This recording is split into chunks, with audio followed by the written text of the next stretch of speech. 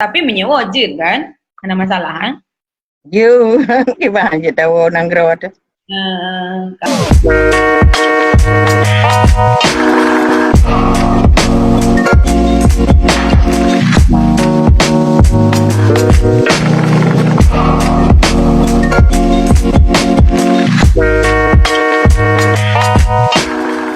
Hai semua, kembali bersama saya. Di sini sudah ada Aminah yang akan bercerita sedikit tentang perjalanannya bersama keluarganya yang dulu keluar dari Aceh pada saat masa konflik di tahun 1991. Jadi long time ago. So we can start now. Hi Aminah, hello. Hi Kisah, how are you? I'm fine, really good. Actually, we have talked before, but we can continue by recording the video for sharing for everyone. Maybe before we started, you can introduce yourself. You want to know by people as what? My name is Amina. I came here with my family. We left Aceh in 1991. Oh, okay. So it was an earlier conflict. Oh, okay. So 1991, what happened at that 1991? I don't know for sure what happened, but my dad was involved in, don't know if he's really involved, but they thought he was involved with gum. If he would have stayed in Aceh, he would have been killed, tortured, taken away. So he took his family, whoever he could, and at the time it was my mom and me. So he took us and we flee to Malaysia. Like he was running around for about 2 years, and he just pretty much stay in hutan, and then sometimes to like send news to my mom or something, or my mom would find a way to get him things, whatever he needed, whether it's food or clothing item, whatever he need to survive in the woods.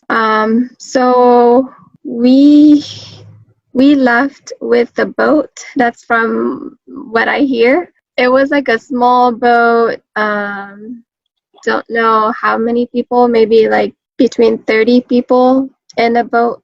We were almost stranded in the ocean. We were there for like 3-4 days without food and water. We were barely moving. And I was the only baby at the time. I was born in 88, and that was 1991. So I was like 3 years old. Okay. I don't remember a lot, but I have like images from the time. Like I don't know the story, but I remember certain image, if that makes sense. Because you are still kid there at that time.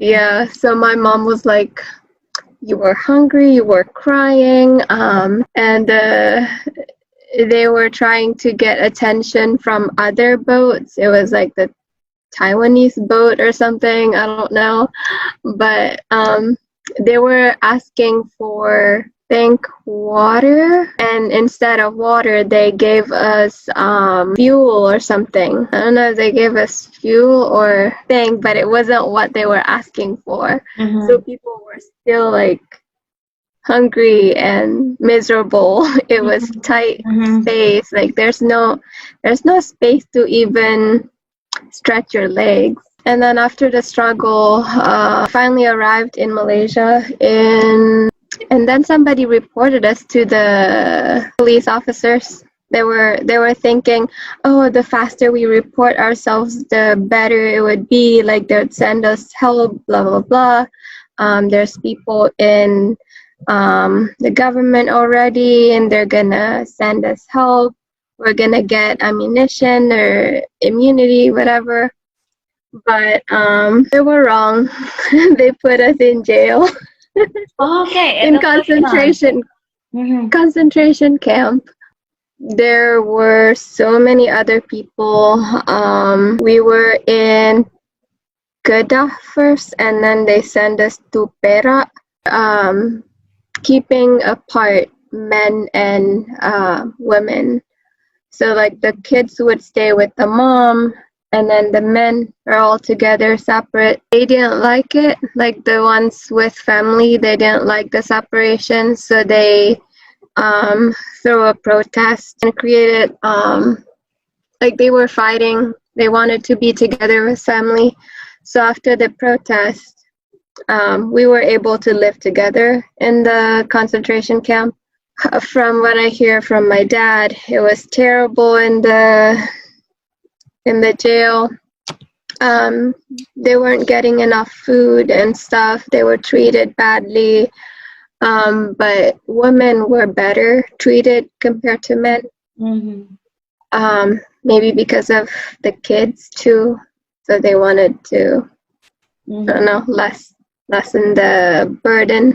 So we were together after that. I don't know for sure how long we were separated for, but then the total time we were in the concentration camp was like 4 years. I think we got out in 1994 or 95. In the concentration, in the camp. Mm-hmm. Mm-hmm. So jail and camp is different. I wouldn't really call it jail because I don't know. For me, the jail is like the one with the bars. Macam ada apa ni, pagar besi macam tu. Uh-huh. So because this is like a house, it looks like a house, like a rumah panjang, tak ada separation. We make the separation ourselves, like to divide between the families. We bila dia bagi nasi tu kan dalam bungkus sakaba macam tu. So bila dapat nasi itu kita simpan bungkusan dia. We kept it and we used whatever we can to make the glue. Like we could order stuff from visitors. So they were ordering Indomie, they were ordering spice, bread, whatever food items they wanted, tepung, gula, things like that. They were making the walls using the rice paper. And the rice from wrapping, the paper from rice wrapping. I don't even know how to speak anymore. However, is it for 4 years? You said. Yeah, that was for 4 years. Let's say that is the camp. Mm-hmm. Because you couldn't go outside freely, right? No, you can't go outside. That is in Perak. Yeah, in Perak and Kedah, I think. I don't know how long. I think 2 years in Perak, 2 years in Kedah. And you grew there. You have been maybe 5 years old then. We were given more freedom, I guess you could say, because we were able to garden in the camp. We were growing our own crops, jagong, bete, klede. So we grew all that. And then other people like Burma, they were hungry. They were ready to have anything. They even asked for daun klede, like the yellow leaves. They would eat those because they were very hungry. But we were fine. We had a lot of food. But your memory also is awesome. You can remember everything, or your parents also taught that? I can remember some of it, some of the stuff that happened in the concentration camp. But I also know things that were told from my parents whenever they see their friends or they're talking about it. So I hear it, so it kind of reinforces my memory.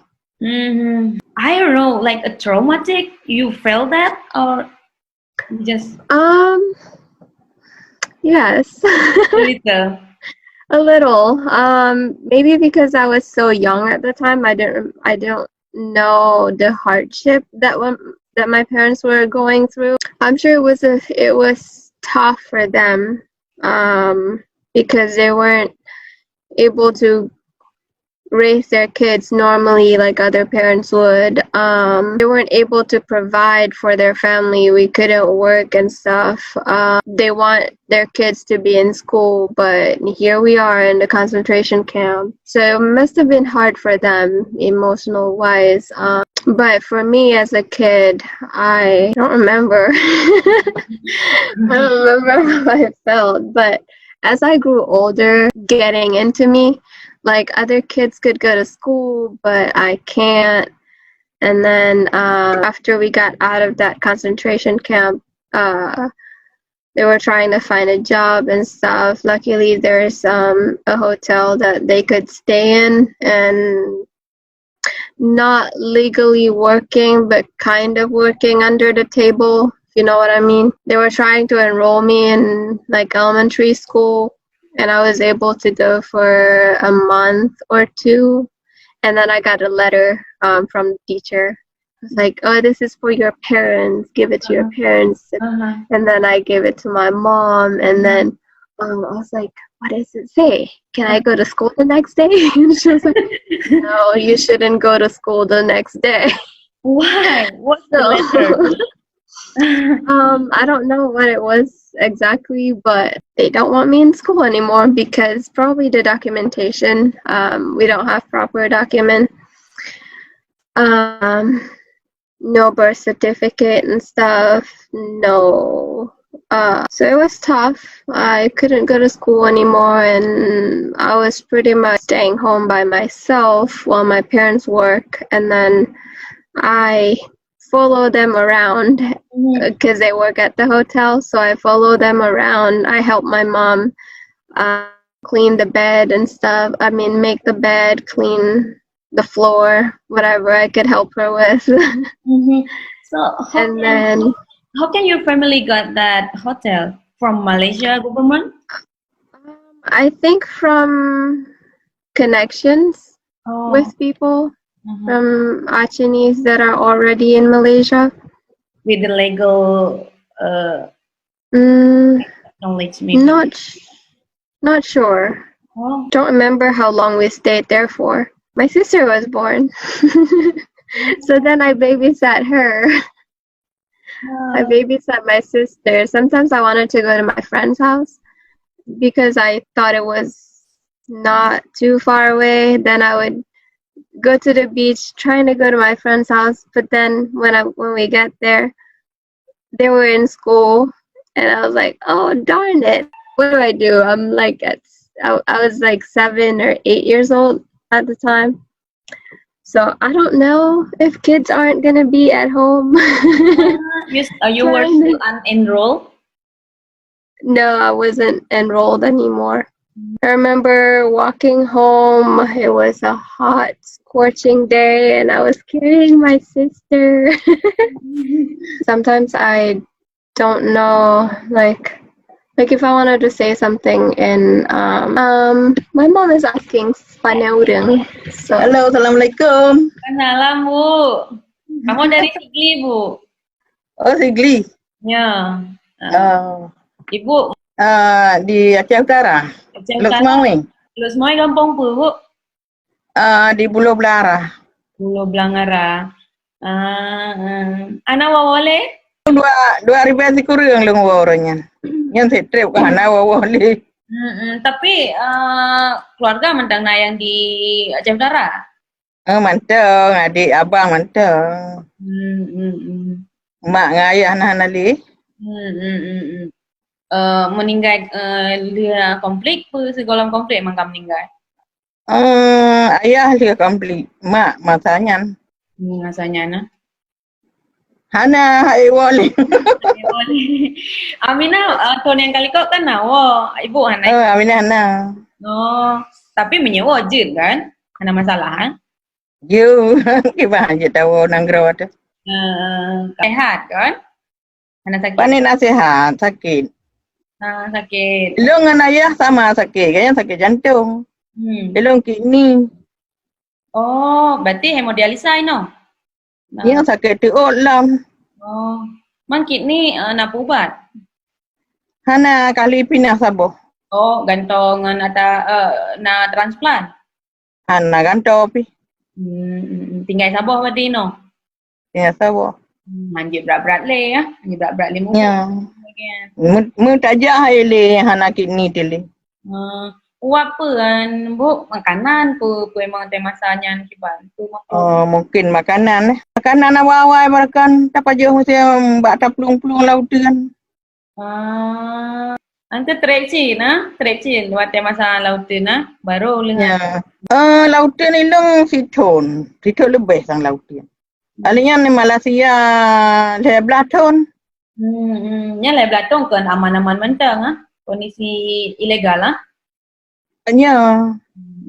Hana ibi suratnya ibi permit saja. Permit bukan menetap kan izin Kan. Ya Munan. Assalamualaikum. Salam. Moving to US at about 2000? No. 2003. 2003. Okay. After 14 years in Malaysia. Was it 12 or 13? Because your mom told about 14 years is about 13. Right? I see. Let me see. I was put in 10th grade when I came to US high school.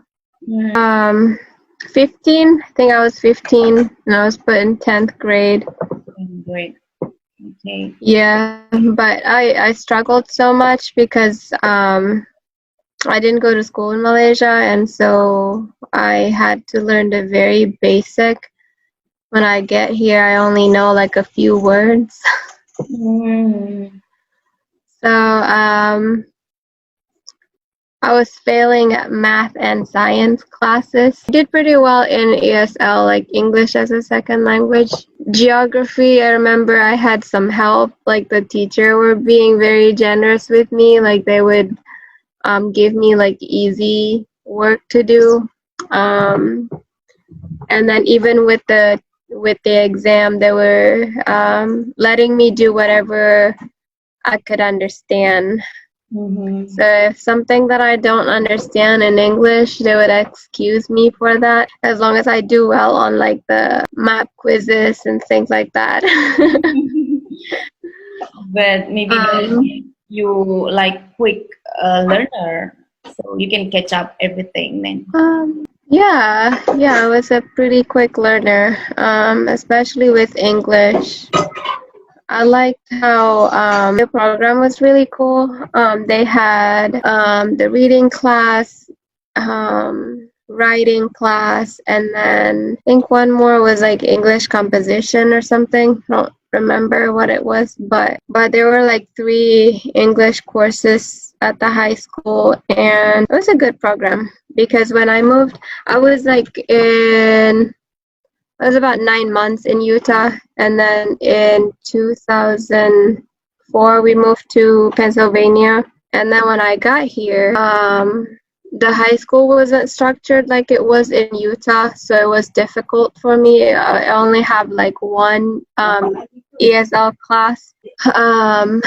Other courses were so hard. I couldn't understand stuff. ESL class that we have, it's just like reading, writing, everything combined in one class. And then the teacher would do our assignments all as a group. Like say if you have an essay due, the teacher would write it on the board and we could copy it on our papers and then we turn it in.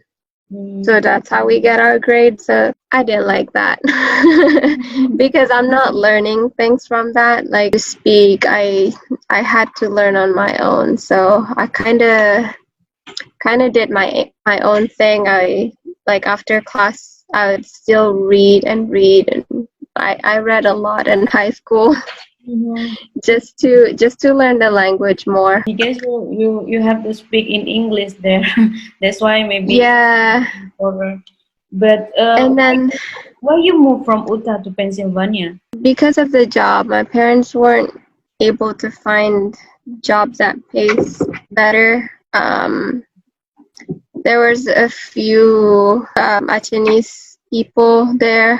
There's like 2 or 3 families in Utah, and then in Pennsylvania, there's a lot more Achenese families. There was a lot more jobs. Just overall easier to find job if they were to get laid off from something. They'd be able to find something else. So that kind of thing. In Utah, it's just us, and we don't have anything to do.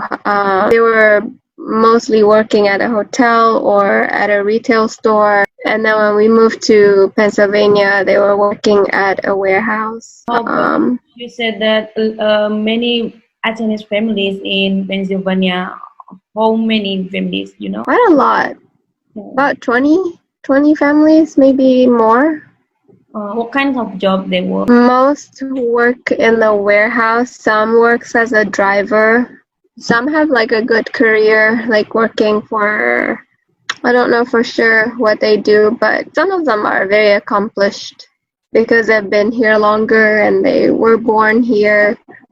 For people that just got here, most of the jobs they could find is like a warehouse jobs.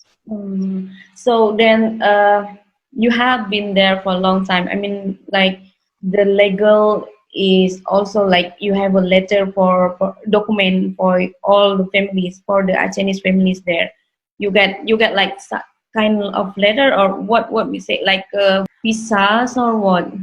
Because we came here as refugees, like penduduk tetap or something, so we got a green card at first. But everybody that come here were able to get like a social security card that's like you can't lose it anywhere. Your family had everyone had green card. Yes. Green card is something that says you could live here and work here. I think after 5 years of holding the green card, then you can apply to be a U.S. citizen. So now everyone in your family has U.S. citizen, like. Yeah. We were naturalized and then I don't remember when my parents got their naturalization card, but it was a struggle for them. Okay. because they don't speak English, so it was harder for them to memorize like things that they could ask. Because you have to take a test. You have to know like the U.S. history and things like that. There's a requirement for getting the identity card. Yeah. I think it's not easy to live as quote unquote as a foreigner, but you are there. I mean, like you grew in US. You like US, not like foreigner now. But I think it's not easy, right? In the beginning, it was not easy at all. Because when we come to the U.S., the parents and children switch. My mom and dad does everything for us, like going to places, going to grocery stores, going to work, all on their own without any translation. But then when they come to U.S., they require translation because of they speak English here. So we got no choice but to learn English, and translation is a hard job. You have to understand what you're translating, and so in a way you kind of make decisions also on things. For example, mortgage, going to the doctors. Like if there's, for example, with my dad, that he has coronary artery disease, so it's like whenever he have to get a procedure done, whether it's a bypass surgery or inserting a stent or putting a defibrillator, you have to make that decision for him. And when you first learn English, it's not easy to translate it to Achenese because you may not know the whole words in Achenese. Like if they were saying, we're gonna put a we're gonna do a heart cath, how would I translate that into Achenese? So I have to like. And you are still kid. Not anymore. Oh yeah, I'm an adult younger. then. Yeah, but I was like 16 or Also 18. has less capacity in translating. Yeah.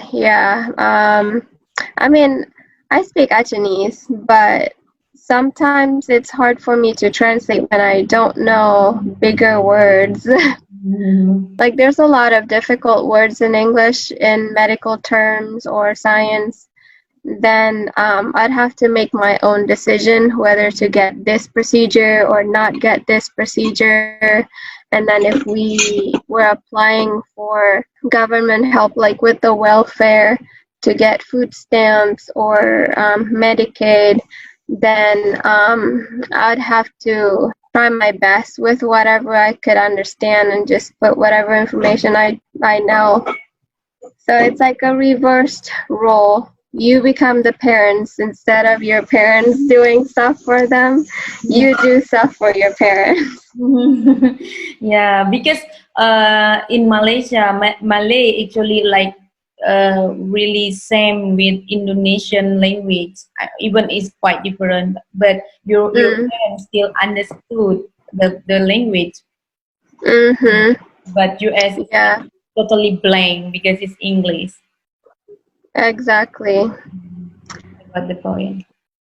Yeah. I think they were picking up words whenever they go to work, like because there's other people that don't speak English also, so they kind of have to communicate with other people. And when you're at work, you're kind of forced to learn English as well, because otherwise, how do you communicate with your coworkers? You know, like if you need something, you'd have to say it. So I think they kind of picked up some English from working. But just word by word, not really good English. Yeah. They do have an option to learn it properly. Like they offer class for people who wants to learn English, for the elderly or people that don't go to college. They offer programs at a church or international organization that offer that classes. But when you're providing for your family, you don't really have that time. 8 to 5 job or a 7 to 3 job.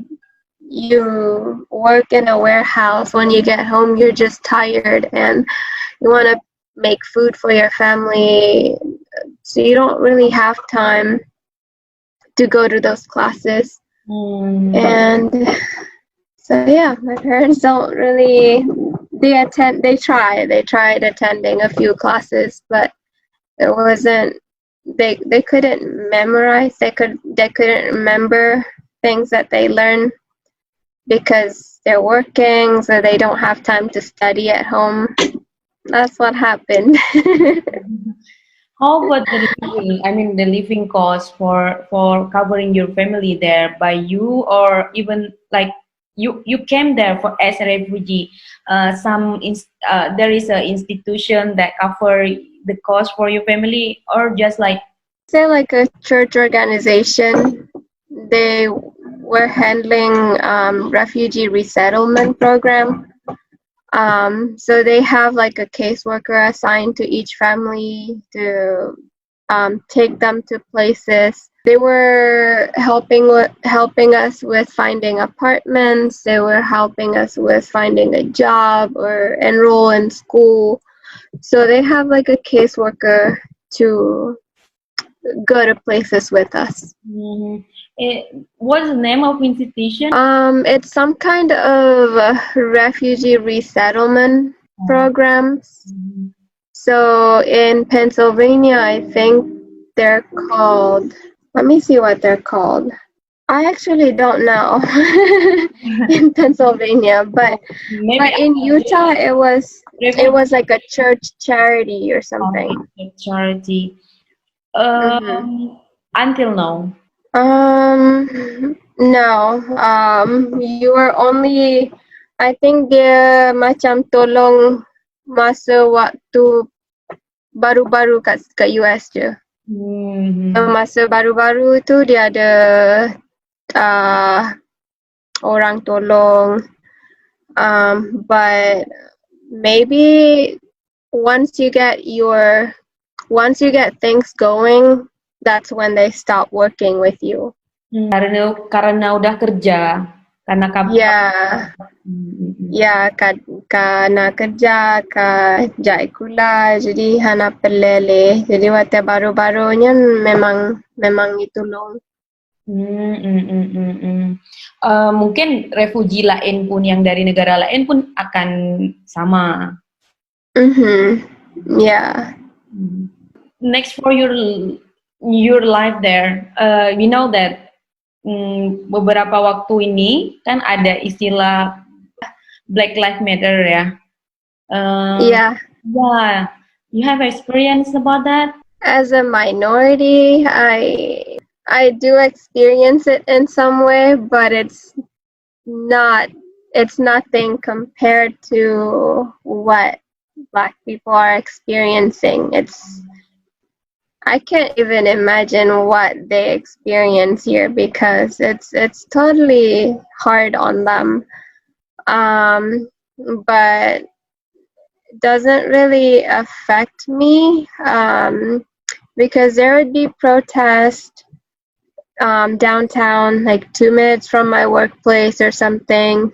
Then if I know that there's gonna be a protest that day, then maybe avoid using that route and just use a different route to go to work. And then like because of COVID also, I didn't have to go anywhere. I was able to work from home for about 3 months. So yeah. So I don't really as minor maybe on that. Really black life you because you are not really black or whatever, you are not African or but as the minority, what you feel to live in Pennsylvania? I don't feel anything. Like everything. I feel everything's going well for me. Kekurangan di sesuatu area. Like identity crisis? Maybe. Okay. I don't know, but I feel like there's a lot of things that I don't know. But maybe it's inside you. Kan karena orang lain. Yeah, kan karena orang lain. Memang apa nih? How you feel? Like you have that. You just feel a certain way about yourself. You have a certain standard, and you hold that standard. So you kind of belittling yourself. So that kind of stuff. But nothing. Maybe. What's that? Like you feel not belong to US or something like that. Not really. I don't feel like I don't belong here. It's just I think lacking self-confidence is the main thing. Trying to gain self-confidence. But I think you can because for your history, I mean, like you went to the school same like others in US, yeah. You attended college also same like other. You can, I think.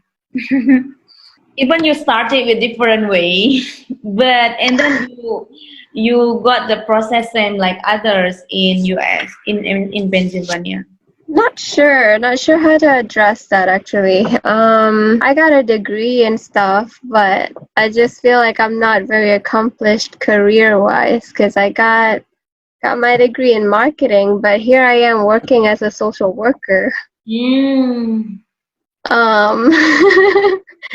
I feel like I'm not accomplished in that aspect. I could be making more money than I should, but I'm not.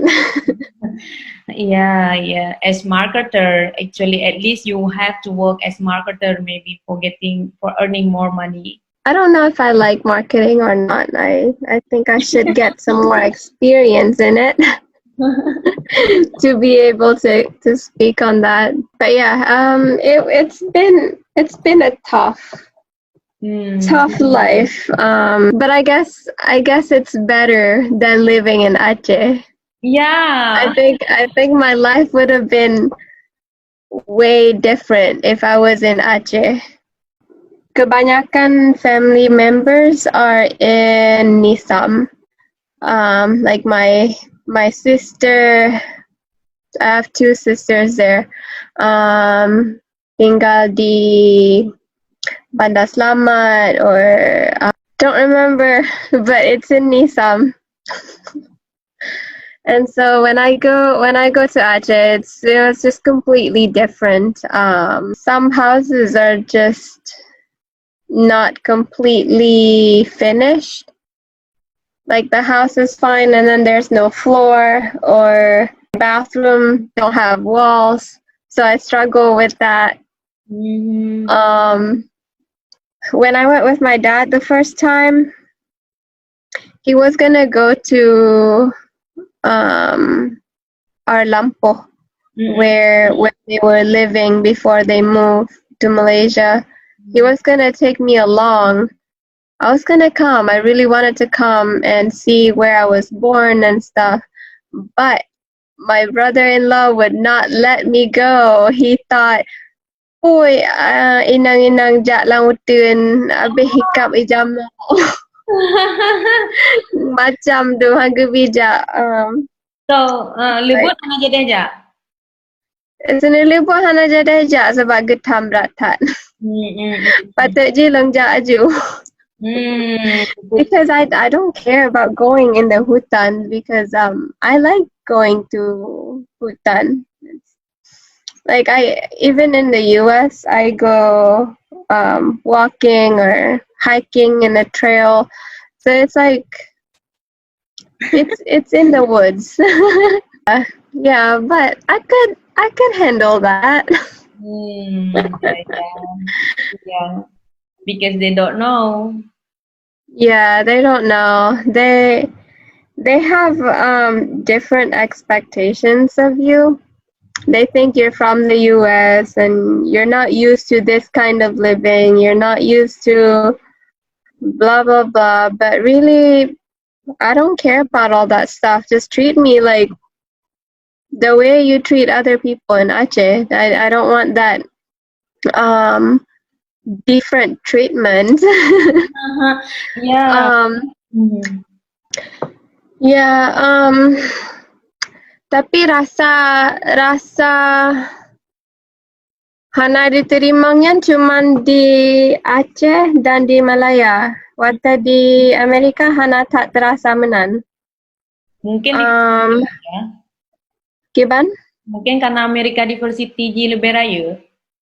Diversity ji lebih raya, kemudian tanya sebagai pendatang karena dumpu yang tak perlu untuk jalankan hidup. Jadi karena dokumentasi mandum masa berakan di Malaysia kan hana dokumentasi sapu. Jadi tak kerja hanapa, raja ikulah hanapa. Jadi ban katruk kena karena Social Security, karena US citizen, karena green card even if you don't have a citizen.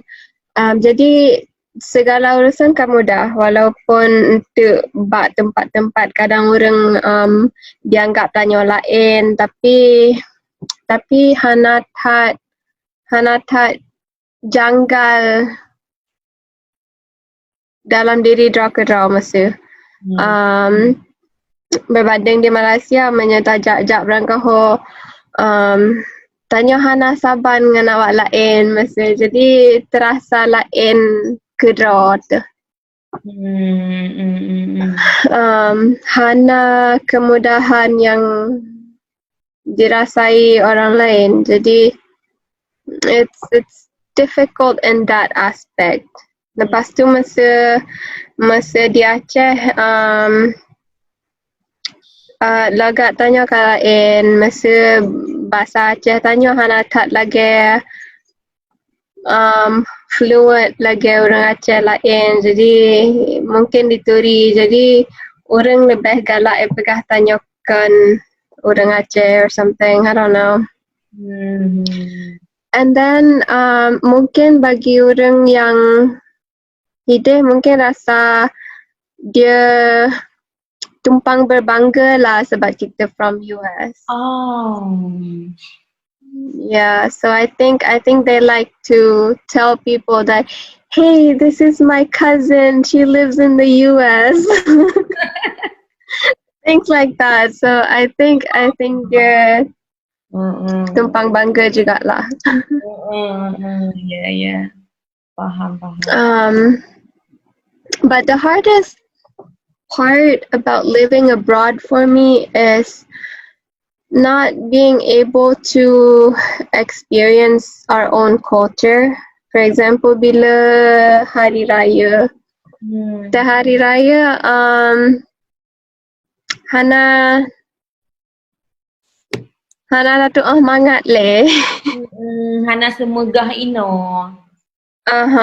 Masa waktu di Malaysia je, walaupun Hana family member in Malaysia, tapi as a kid you make friends with other kids in the neighborhood, so you just kind of go along with everybody.